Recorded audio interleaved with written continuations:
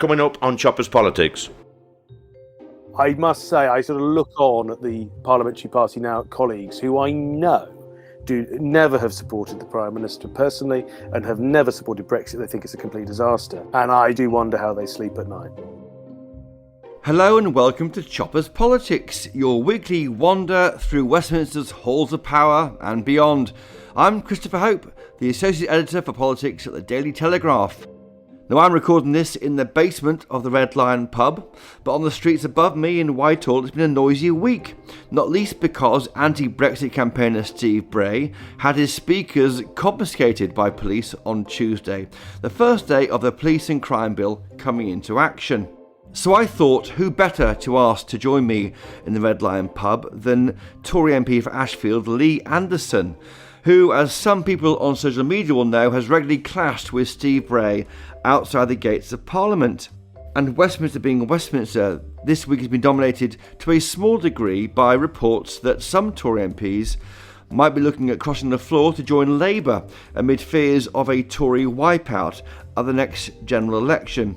So I thought, let's call up Phillip Lee, a former Tory MP who joined the Liberal Democrats at the height of the Brexit wars in 2019 to find out, well, how hard is it to cross the floor?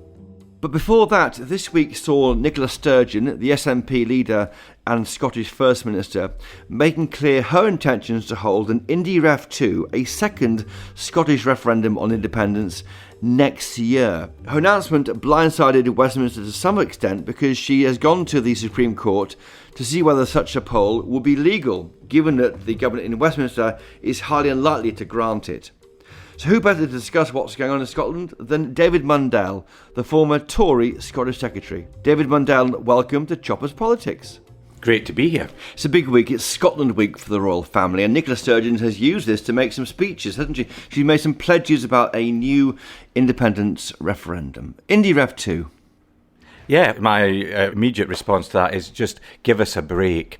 I mean, we can't just go on and on about independence indefinitely. We had a referendum 8 years ago. It's clear now that Nicola Sturgeon and nationalist colleagues had no intention of respecting the outcome of that referendum, despite the fact they'd signed up to an agreement with the UK government to that effect.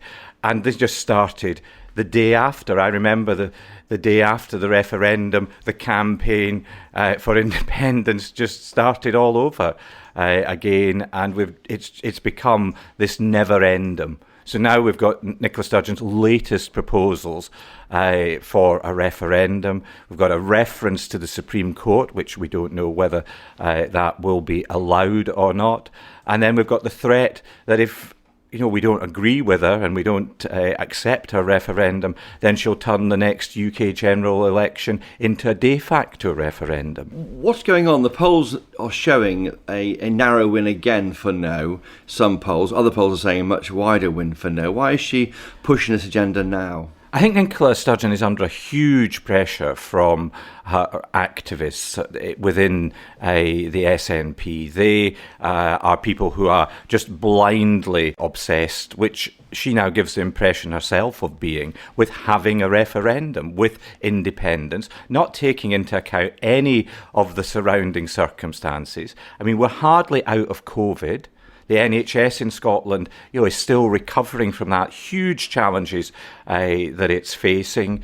We're heading into the cost of living crisis, which is just as acute in Scotland as in the rest of the UK. We've got the backdrop of the war in Ukraine. We've got all these other issues. We've got a Scottish government that also on domestic policy is failing. Education standards, which was Scotland's flagship. But that's life, David Mundell. We have general elections when those things happen, don't we? Why not have referendums? Well, we, of course, we have the electoral cycle, but we have a choice in terms of the timing of a referendum. And, it's clear most people in Scotland don't think that next year or any time soon is the right time to have another referendum. Even people I speak to who support independence don't think that this is the time. And I think the other factor which will come into focus is that in the 8 years since the 2014 referendum, those proposing independence haven't answered the big questions. What is Scotland's currency going to be? What is the currency arrangement? We've seen in relation to the Northern Ireland Protocol how difficult it is in terms of cross-border trade on the same island. That issue hasn't been resolved. The new Hadrian's the Wall. future of the future of the relationship with the EU. Nobody can say definitively what it would be. I'm not saying that Scotland wouldn't be in the EU, but Nicola Sturgeon can't say that Scotland would be in the EU. It's incredibly uncertain. Some of those questions asked about Britain pre-Brexit. I mean, not on the currency, but on other areas. Lots of uncertainty. That's the nature of Brexit. It's about giving power back to governments to do what you want with that power. That's the point of Brexit. Well, I think that most people would argue in relation to the Brexit debate that perhaps a lot of questions weren't fully debated and investigated during the period of the referendum. So I think in terms of Scotland, we saw that in 2014, and if we were to do it all over again, then these issues should be fully and completely debated. So, I mean, it is a pretty basic question. What currency is an independent Scotland going to use? How are you going to resolve these issues of getting goods across the border? And then, of course, the other big issue, how are you going to cope with the huge decrease in capacity for public spending? Where's the money going to come from? Now, all of these questions, that there are answers, and there are people in Nicola Sturgeon's party and others who say, well, we want to be independent regardless of what the economic consequences are, what it does to public services, because we sign up to the principle of independence. But many, many other people don't. What they want to know is that actually being independent would be better. And I think those making the case for independence have to demonstrate that being independent would be better than the deal that we have as part of the United Kingdom. As you said, it's 8 years since the last Indie Ref in 2014. I was in Scotland covering it for 2 weeks for the Telegraph, and you were there, of course, at the time campaigning. It was said then by Alex Salmond, the then leader of the SNP, it was a once-in-a-generation moment, wasn't it? Now, I've looked up what a generation means. Now, you and I are probably 2 generations old, but it's about 25 years, involves children growing up and leaving school. I think many nationalists are very clear now. They didn't mean that. It was said for the moment. It was said, in fact, you mean to get their own people out to vote. It was a lie. It wasn't true. They didn't mean it. And they demonstrated that on the day after the referendum. The next day, there were people out campaigning for independence. So SNP MPs have said in the House of Commons it was a tactic to make sure that everybody who supported independence actually came out and voted, because otherwise they would have missed their chance. So that, I'm afraid, we're not going to be able to rely on. Is the SNP's difficulty that they exist to create an independent Scotland? That's the end point, and all policies must be viewed through that prism, and therefore they will keep pushing for another vote, Indie Ref 3 and 4 and 5, if they don't win the vote, which they're holding next year. Well, I think we've got to wait and see whether there'll be a vote next year. Well, there's a reference to the Supreme Court. It's not clear whether the Supreme Court will accept that reference, because the procedures that are set out are that it's a bill, once it's been passed by the Scottish Parliament, that would be referred to the Supreme Court as to whether it fell within the powers of the Scottish Parliament. They pass the bill in Scotland, then it goes to the Supreme Court to rule if they can have it against Section 30 of the Scotland Act. That's been the process as set out. What Nicola Sturgeon has sought to do is to ask the Supreme Court, ahead of the Scottish Parliament passing a bill. I mean, there are many people who suspect that the reason for that is so that she knows the Supreme Court will say no, and she will then be able to say, I wanted to have a referendum, but somebody has stopped me from having it, and then I'm going to turn the next general election into a de facto independence referendum.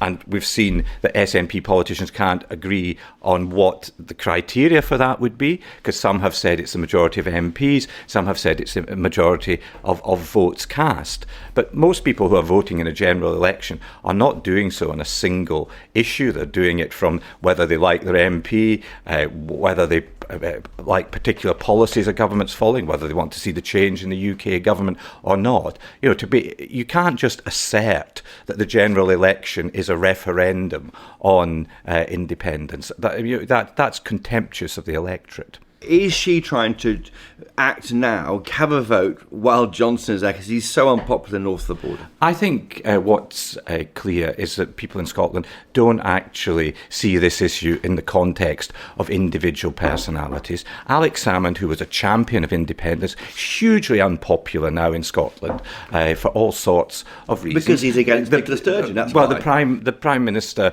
he wouldn't deny that he's not topped the popularity polls in Scotland. But I don't think that people see it as, well, let's Scotland be independent so that Boris Johnson isn't Prime Minister, or let's vote against independence because we don't like Alex Salmond. It's a much bigger issue than individual politicians. What will you do? Will you campaign for the union, or will you boycott the vote if it happens next October? Well, I will wait and see what the Supreme Court say, because I respect our constitutional arrangements. I would be very, very surprised if the Supreme Court said that the Scottish Parliament had the power for a referendum. There's no purpose in having a referendum which is not a real one, not having a pretend referendum. I mean, that would just be ridiculous. But if we go into the 2024 or whenever the general election is, on the basis that the SNP are proposing an independence referendum, I'll be saying to constituents, I don't support that. Are you sympathetic to English people who look at all the money flowing north and the fact it's several £100 more per head for Scots on their public services than in England? Are you sympathetic with some English people who might think, well, just go clear off then, because we are being, as a country, being more generous to you, and yet you seem to protest all the time I think about being part of the UK. I've argued for a long time that we have to make clearer the case to people in England and across the whole of the United Kingdom, the benefits they get from being part of the United Kingdom. We've had these arguments in Scotland for a long time that are to a degree in Wales and obviously in Northern Ireland. We've got to make the case for the benefits that England has from being in the United Kingdom. I think they're very real, and that what are they?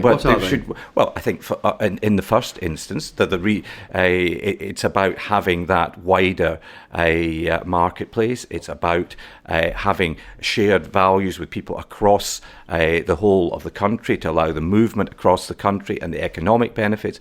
It's also about defence benefits that we've seen from having our whole island as part of the same defence arrangements. That would be very different if Scotland weren't part of the United Kingdom. But we're a family at heart. We're always going to have English people who hear this endless bleating about how unfair it is for Scots when they get so much more money than taxpayers receive in this country, in the south border in England. What I recognise is that the case for the benefits of the United Kingdom aren't regularly made in England to the extent that they're made in the other parts of the United Kingdom, and that people sometimes confuse England and Britain. And they're quite, there is no Britain without Scotland and Wales as part of it. So, it's very, very important to understand the difference that it would be from simply being England compared to being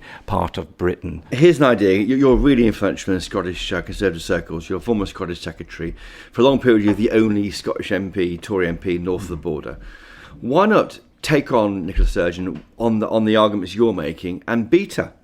Why is it not risky to suppress this demand from 40% of the people in Scotland want a referendum? Why not give it to them and then beat them on the arguments you're setting out today? We're not suppressing demand by not Well, because having you don't want to give them a vote. by not having a referendum. It's quite clear from polling in the immediate aftermath of Nicola Sturgeon's statement that people in Scotland, the majority of people, don't want there to be another referendum, and that even people who support independence know what a divisive event, what a distracting event a referendum is, and that now is not the time to be having that event.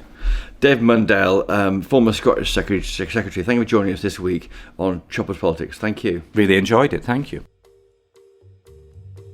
Now, the Conservative Party is going through something of an existential crisis in the wake of the double by-election defeat last week in the north and south of England. Should Boris Johnson focus on holding on to red wall seats that turned blue at the 2019 general election, or retrench to the south and fight off the resurgent Liberal Democrats? To answer that question, I thought it might be an idea to understand why people voted Tory for the first time in 2019. And who better to ask than Lee Anderson, the MP for Ashfield. Lee Anderson, welcome to Choppers Politics. It's great to have you on. Thank you. It's been a long time coming. You're a former Labour councillor in Ashfield. You defected in 2018. You and your family voted Conservative for the first time at the 2019 election. I hope they voted for you because you're now the MP for the area. You were a coal miner. Your dad was a coal miner. Why on earth are you a Tory MP? Well, that's a good question. I can remember back in 2018, around the beginning of the year, I was in a Labour group meeting in Ashfield because I was a councillor there. One of the Momentum members said to me, have you ever read the works of Karl Marx? And I said, funnily enough, I haven't. He said, well, why don't you go off then and join the Tory party, Tory boy? So I thought, you know what, that's not a bad idea, actually. So I did. 2 months later, then 18 months later, I was that man's Member of Parliament. So one thing about the Labour Party, they give great career advice.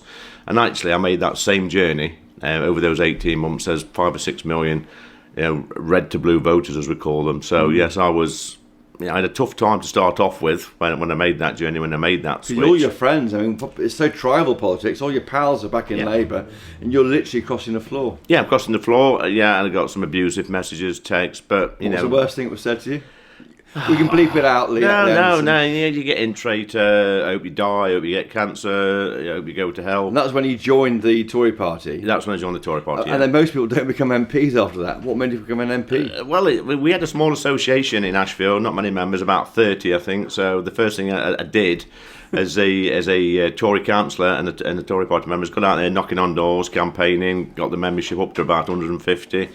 Got the message out there, and then when we thought there was going to be an election the following year, I was told by my membership, or asked, why don't you put your name forward? So I did, got selected, and then 18 months after me leaving the Labour Party, I was a Conservative MP in Ashfield. Must be the fastest route to being an MP from the left and Labour Party in history. Must be. Well, yeah. I should ask the question that's dominating Westminster in the Red Line pub just over the road from here. Are you going to defect back to your old party? No, not. There's not a cat in hell's chance. I mean, the Labour Party for me, when I was in the Labour Party for all those years, it was like an abusive relationship. It was never the Labour Party I wanted it to be. And people keep saying, stay and fight for the heart and soul. That's gone. That went many, many years ago, the heart and soul of the Labour Party. Completely out of touch. Don't represent the working classes anymore. And the irony is, the Conservative Party, who, let's be honest, I disliked with a passion in the 80s and 70s and early 90s, they're now the party of the working classes. It's incredible. And the way you've been, I read that you've taken direct action against travellers establishing a camp near you. What happened there? Yeah, we had a situation in my home village where I was the councillor, where travellers kept turning up to this particular beauty spot. And trashing the place, causing thousands of pounds worth of damage, out thieving, out stealing pets, threatening people. Typical behaviour of this particular community who were, in our area at the time. And the council refused to put barriers up at the car park. I kept asking for barriers.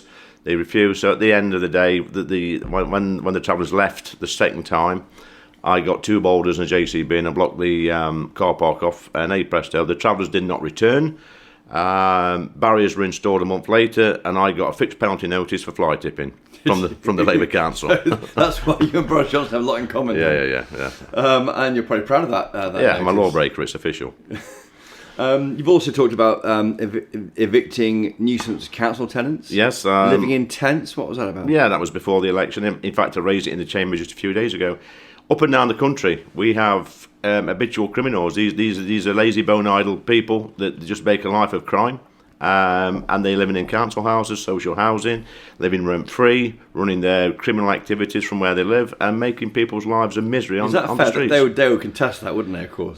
Contest what? What you're saying about them? They would say not bone idle. I mean, well, they say that they're not. Well, they won't go to work. They're probably very, very active in their thieving and robbing and criminal activity. So yeah, they put a lot of time and effort into that. Actually, I would argue it's easier to go to work.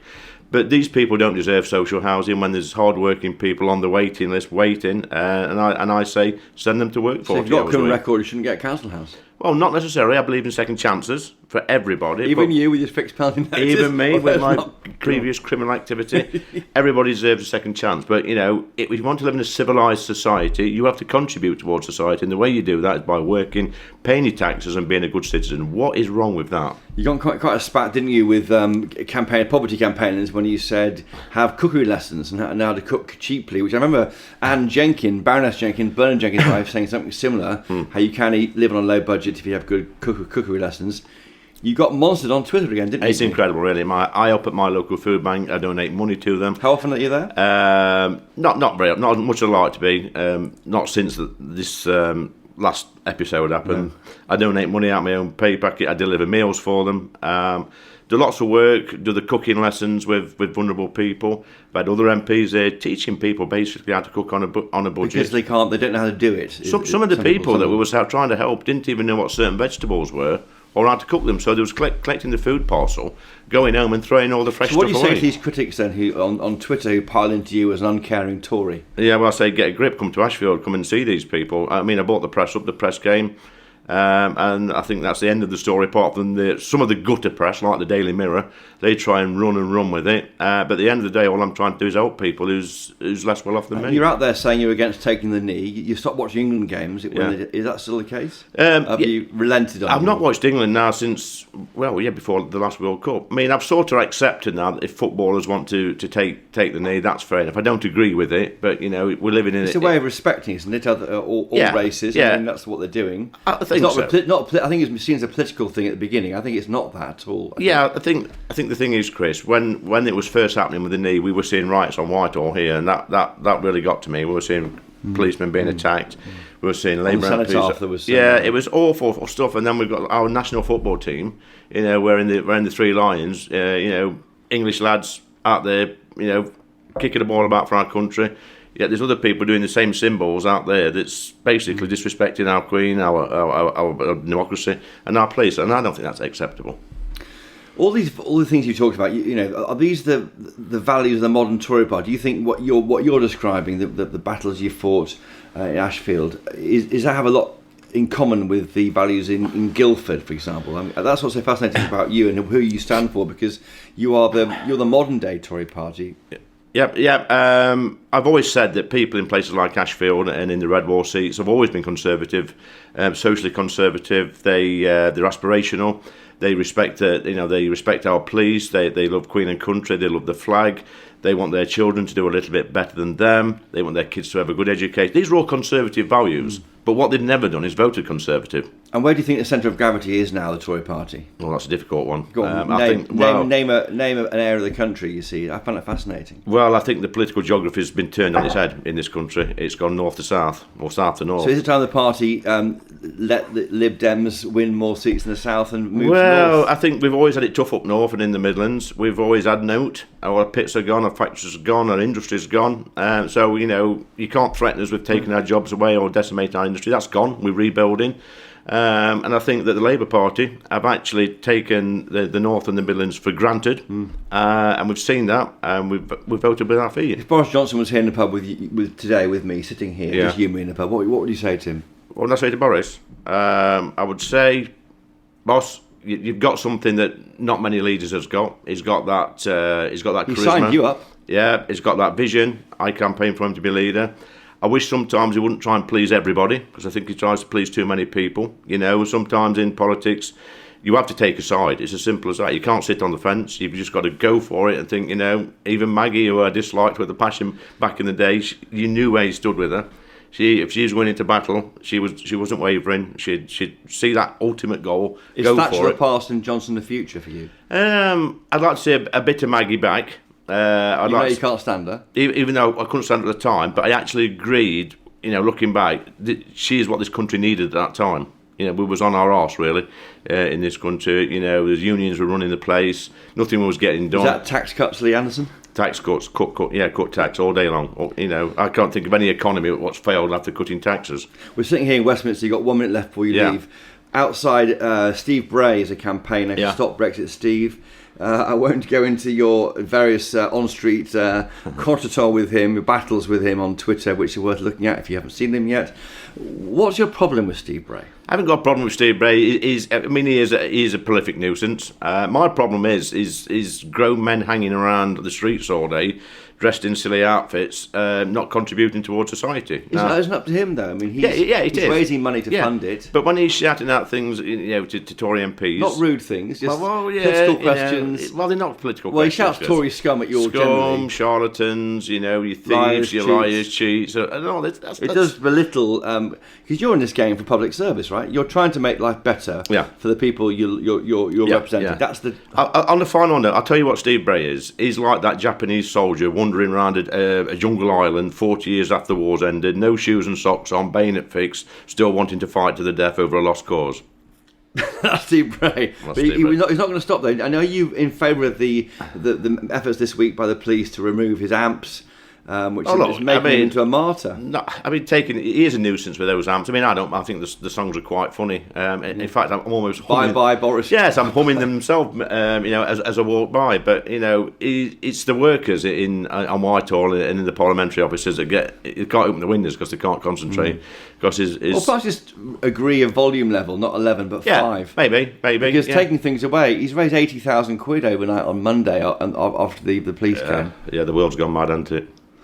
And did you not think finally you and Steve Bray are actually quite similar? No, not at all. I don't walk around. Have you talked to him? Because I've tried to engage him, but he won't talk to you. He just shouts. He just go about. I think he only knows about 3 or 4 words. It's charlatan, scum, traitor. For the cameras. It is a freak show. He is a tourist attraction. And just finally, Lee Anderson, it's great to have you on very quickly on Thursday morning. Should Boris Johnson fight the next election as your leader? Yes. Why? Because he's a proven winner. Who else would you vote for if it weren't him? Me. Lee Anderson, thank you for joining us today on Choppers Politics. Great to have you on. Thank you. Great to be here. Well, Lee Anderson is not joining the Labour Party. You heard it here first, folks. But the talk this week in Parliament has been the talk of possible defections to the Labour Party from the Tory benches. Coming up, I'll be talking to one Tory MP who did just that, and it wasn't easy. Right after this.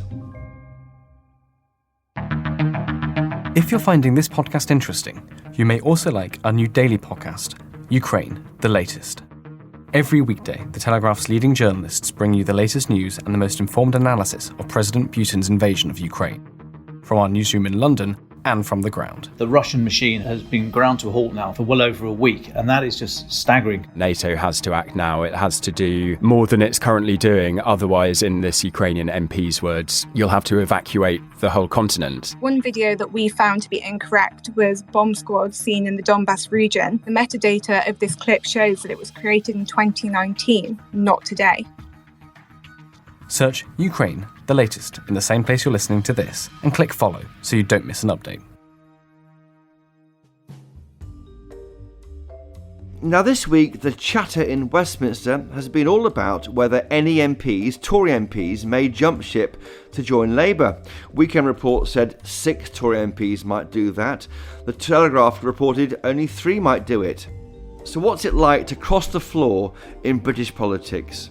I called up Phillip Lee, who did just that in 2019 when he quit the Tories and joined the Liberal Democrats at the height of the Brexit wars. Phillip Lee, welcome to Choppers Politics. Yeah, well, it's good to be. Thank you for asking me. That's right. It's a long time no see. A former MP, of course. Now, we got you on because the talk in Westminster this week has been about whether 3 or 6 Tory MPs might defect to Labour. And we were trying to think who has got a story to tell about defecting and how hard that is. And I thought of you because I've known you for years. You're an old pal from politics, but also you did cross the floor from the Conservative Party to the Liberal Democrats at the height of the Brexit saga, the Brexit wars. What's that like?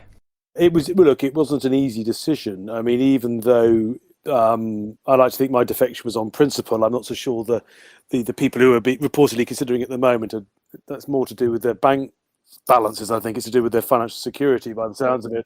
But on principle, I thought about it long and hard. It didn't happen overnight. I was good friends with Alistair Carmichael. That's where the link was, and Alistair and I just chatted, very relaxed way. There was no pressure on either side really, and then I guess the elevation of Boris Johnson to being Prime Minister and what that I knew that was going to involve, and I think subsequently, since I've left politics, I think we've all seen that in Technicolor. The elevation of him, plus the people who came in with him, the direction of travel clearly was set for the Conservative Party to no longer be the party I could feel comfortable in. So I sort of went away over the summer, but I sort of knew coming back that what I was going to do. And in fact, I brought it forward, crossing the floor, because of the sort of prorogation lying to the Queen thing. And I thought, God, if they can do this, they're going to do anything. I need to act. So let's go now. And how did you go about, who did you tell first? Your family, your local party chairman, your friends in the House of Commons? Who did you speak to first? My wife, 100% knew all along. I'd had concerns for a number of months. It was a sort of incremental thing. So she knew. And then I had a little close team who knew. They sort of didn't know when as such. And on the, when it was happening, I sort of informed all the relevant people, including the association chairman at the time, in advance, and then just did it. But I was nervous. I was wearing an iWatch, one of those Apple watches, and it went absolutely berserk because I was so tachycardic. I mean, my heart rate was going, and it started sort of vibrating and flashing red at me when I was in the chamber. So I mean, the actual sort of personal thing, it feels quite pressured. And as you recall, Chris, that whole period in politics was incredibly febrile and challenging and pressured, and everyone was very emotional on both sides of the argument actually at the time. So it wasn't easy, but I sort of once done, it felt the right thing to do, and it remains the case to this day. And the way you did it from memory, Phillip Lee, I think the first we knew about it was one of those amazing Prime Minister's Questions moments, wasn't it? I think when you maybe crossed the floor just on the eve of that. It was actually when the Prime Minister was standing up to talk about something related to Brexit and the European Union, and he just started his speech to the Chamber on September the 3rd, I think it was. And a colleague, I'll leave it at that, a parliamentary colleague who was aware shortly before had said, a couple of days before, said, "I know what you should do. You should do it on that day at that point." He said that's powerful, because don't forget, Chris, I was taking away the government's working majority at that point, and so me moving like that was internally, in parliamentary arithmetic terms, quite significant. And that's right, because I remember watching it from the House of Commons press gallery, and it was September 2019, and that was the moment at which the government lost its majority, wasn't it? I think, yes, from memory. Yes, it was. And you were the physical manifestation of that. You were the physical manifestation of that moment happening. I've never seen it before, and maybe never see it again. The actual moment at which physically, because you moved seats in the House of Commons, that lost the government's majority. Yes, and I was very conscious of that. In fact, I think at the time I was somewhat surprised there wasn't more of a response from the media here in the UK, because what was interesting, the American media, by contrast, were very interested. So the Washington Post flew someone over, profile piece. Stephen Colbert did a piece in which he references it, and that went viral. And it was very interesting. America, because they were going through all their sort of trials and tribulations over Trump, they were looking at this thinking, how come there isn't a Republican? In fact, I recall there was a tweet by some American Politico, which was liked 500,000 times, referencing me and saying, how come we haven't got a congressman or a senator who can do this? So the Americans took an unexpectedly deep interest in what was, I thought, quite a modest sort of personal principled move, more so the Americans than in any other part of the world. It was very, very interesting for me at sort of epicenter of it briefly. You know how media moves on very quickly, but in that sort of 48-hour period, Sorry. you know, in that 48-hour period, it was really noticeable how the British media were not as interested in me as foreign media, particularly the American media. Did you have any feedback from colleagues in the local association or friends of yours on the Tory benches? I wonder what they said. I mean, we can bleep out swear words. Well, the local association sort of leading members, I mean, my association had gone through some transformation in the preceding year or so, and there was entryism all over the place. And so there was they were not best pleased, but those individuals who'd come in had wanted to get rid of me. So it was a mixed feeling, I think they sort of had of, I'm glad to have got rid of him, but I can't believe he's done it, sort of in this way, sort of response. There were some members of my local association who were personally supportive, and indeed, you know, people who'd backed me locally followed me to run against Wokingham in Wokingham against John Redwood in the election. So it wasn't all negative, but no, it was not straightforward in local political terms at all. But you know, this is the thing about being a member of Parliament: you're elected on a Conservative manifesto, or a Lib Dem manifesto, or whoever it is, but you're actually formally you have the responsibility to act in the best interests of your constituents and indeed the country as a national politician. And that tension is difficult, and and also yourself and your own conscience and your own principles and values or what have you. And it came to the fore with me. I had internal red lines, Chris, and they were crossed over that whole affair and the elevation of someone who I thought was personally totally inappropriate for the role, for lots of reasons which everybody knows in the background, everyone knew about, and not many people talk about it, but they all knew.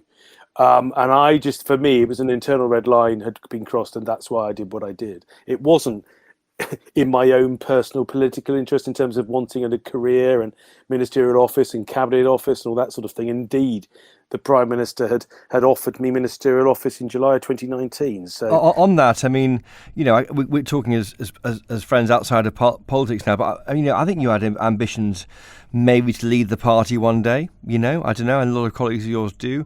I mean, I think that was there when I talked to you sometimes, and you gave all that away. Let me finish. You gave all that away for your principles, didn't you?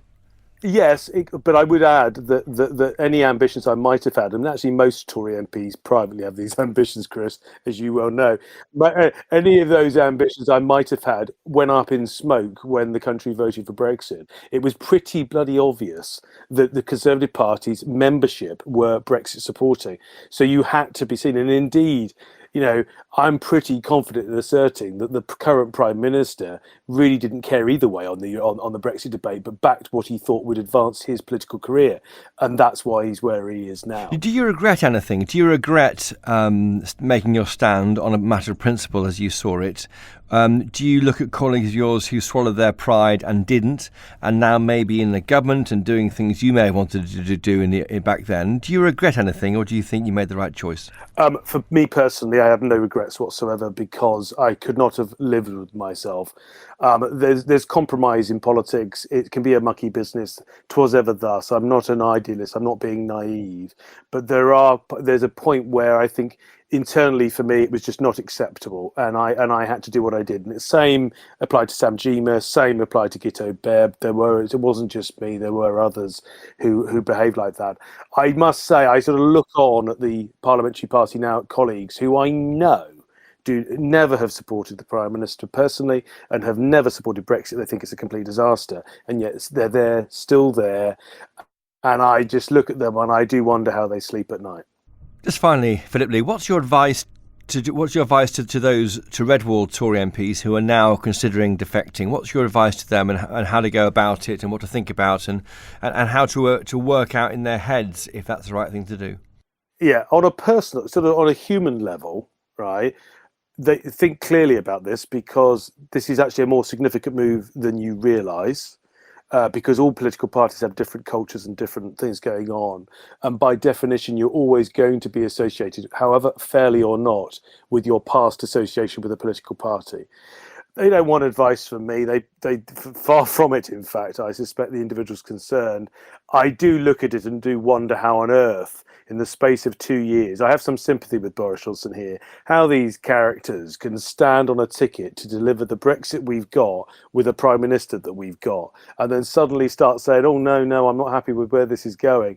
In all credibility, I mean, God, they've got no credibility, Chris, and they've got no honour, really, because fundamentally what's been delivered is what was always promised. We knew what we were getting in terms of the Brexit that we've got, and we knew what we were getting in terms of the Prime Minister we've got. And whatever's happened since December 2019, none of it has come as a surprise to me, or the small sort of list of names of people like Dominic and Grieve and Anna Seabury. We all sort of thought this was coming.